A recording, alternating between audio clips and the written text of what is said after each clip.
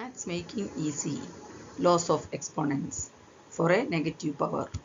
In laws of exponents, if power is negative, laws of exponents ನಲ್ಲಿ negative power ಬರುವಾಗ ಅದರ rule ಯಾವುದಂದ್ರೆ take the reciprocal and put the positive power. ಇದೇ ತರ ಬರ್ತದೆ a to the power minus 1 ಅದರ power minus 1 ಆಗಿದೆ. So minus 1 ಬರುವಾಗ ಎಲ್ಲ reciprocal ಮಾತ್ರ ಮಾಡಿದರೆ ಸಾಕು. a to the power minus 1 is equal to 1 by a. a is the reciprocal 1 by a. 2 to the power minus 1 ಅಂದರೆ 1 by 2.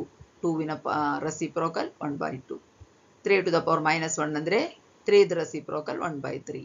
5 to the power minus 1 ಅಂದರೆ 5 the reciprocal 1 by 5.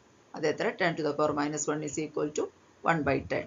ಇದರಲ್ಲಿ power 1 ಬಂದಿದೆ, ಅದಕ್ಕಾಗಿ reciprocal ತೆಗೆದಿದ್ದು ಮಾತ್ರವೇ. ಇದರಲ್ಲಿ a to the power minus m power 1 ಅಲ್ಲ minus M ಅಂದರೆ ಏನಾದರೂ ಒಂದು ನಂಬರ್ ಆಗಬಹುದು.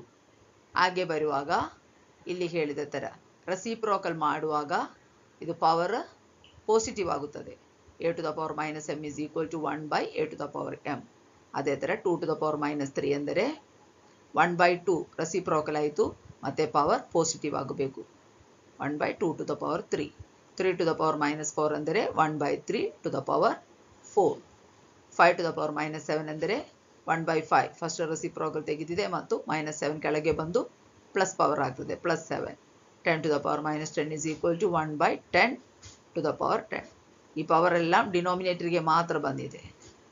ಓಕೆ, ಇದೇ ಥರ ಪ್ರಾಕ್ಟೀಸ್ ಮಾಡಬೇಕು. ಇದೇ ಥರ ಪ್ರಾಕ್ಟೀಸ್ ಮಾಡಿ ಪ್ರಾಬ್ಲಮ್ಸ್ ಮಾಡುವಾಗ ಅದು ಎಕ್ಸಾಮ್ ಟೈಮಿನಲ್ಲಿ ತುಂಬ ಹೆಲ್ಪ್ಫುಲ್ ಆಗ್ತದೆ, ಮಾರ್ಕ್ ಸ್ಕೋರ್ ಮಾಡಲಿಕ್ಕೆ ಈಸಿ ಆಗುತ್ತದೆ.